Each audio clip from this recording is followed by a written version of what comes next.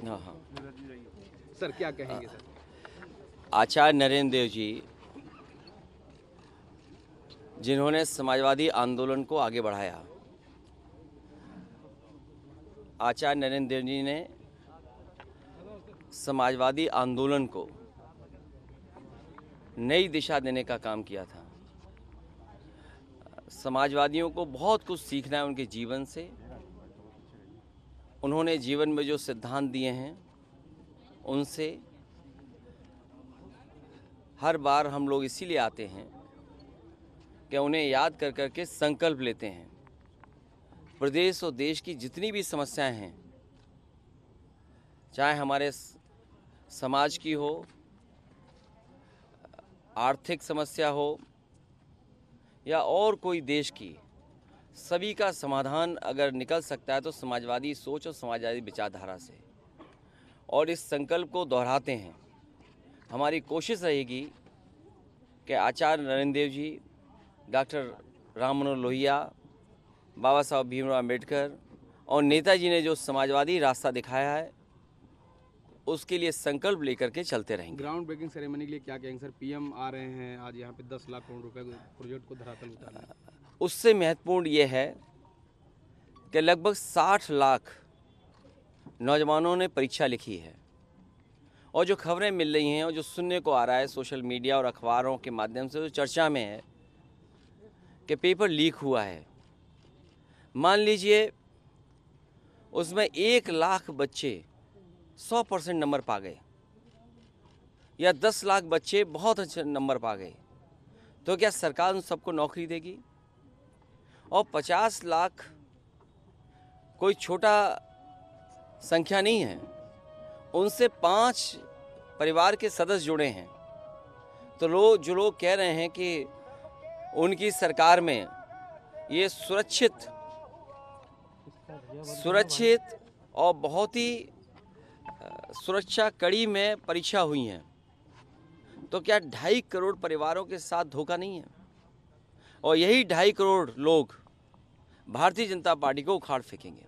Sir क्या कहेंगे sir, न्याय यात्रा में आप शामिल हो रहे हैं, कल रायबरेली पहुंच रहे हैं न्याय यात्रा कांग्रेस की? अभी बातचीत चल रही है, कई दौर में बातचीत हो चुकी है, कई सूचियां उधर से आई, सूची इधर से भी गई। जिस समय सीटों का बंटवारा हो जाएगा, समाजवादी पार्टी उनके न्याय यात्रा में शामिल हो जाएगी। कांग्रेस के प्रभारी कह रहे हैं सर कि हम मायावती के संपर्क में हैं, बातचीत। देखिए, उन बातों को मैं नहीं दोहराना चाहता हूँ। किसी दल का किससे बातचीत है मैं नहीं दोहराना चाहता हूँ। और मीडिया के लोग, आप भी सोचो, आप भी पॉलिटिकल पार्टी मत बनो। मैं जब चर्चा सुबह सुबह सुनता हूँ, देखता हूँ, आपको बजट अच्छा मिलता है। जिसको बजट अच्छा मिलेगा वो भाषा उसी की बोलेगा जो बजट देगा। कहीं ऐसा ना हो कि कुछ ऐसे फैसले आ जाएं तो आपका चैनल की क्रेडिबिलिटी क्या बचेगी, या जो लोग ज्ञान दे रहे हैं उनकी क्रेडिबिलिटी क्या बचेगी। जो हो रहा है वो दिखाई नहीं दे रहा उन्हें, जो नहीं हो रहा है वो अपने दिखाना चाहते हो आप, तो आप किधर ले जा रहे हो? इसीलिए 24 का चुनाव महत्वपूर्ण है। संविधान बचाने का चुनाव है, इस देश के भविष्य को बचाने का चुनाव है, गंगा जमुनी तहजीब को बचाने का चुनाव है, भाईचारा बचाने का चुनाव है। और समाजवादी लोगों की जिम्मेदारी सबसे बड़ी है, क्योंकि सबसे ज़्यादा धोखा भारतीय जनता पार्टी ने अगर किसी को दिया है तो वो गरीबों को दिया है। ये जो ब्रेकिंग ग्राउंड सेरेमनी है, ये आज से 6 महीने पहले क्यों नहीं हुई? अगर इन्होंने बजट में पैसा रखा होता और इनकी जो पॉलिसीज़ हैं अगर उसके तहत कोई इंडस्ट्रियलिस्ट आना चाहता तो पहले भी आ सकता था। क्योंकि चुनाव आ गया है, इसीलिए लगभग 50 लाख बच्चों से परीक्षा लिखवा रहे हैं। चुनाव आ गया है, वोट चाहिए है, इसीलिए ग्राउंड ब्रेकिंग सेरेमनी हो रही है।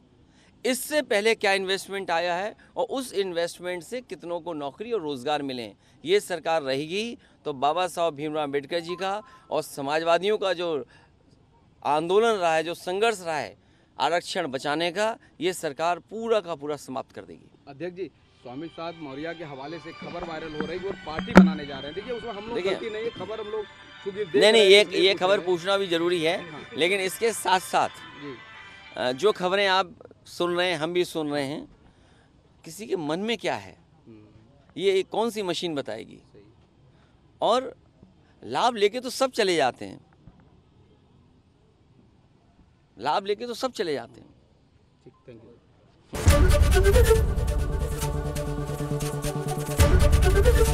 एबीपी गंगा, खबर आपकी, जुबान आपकी।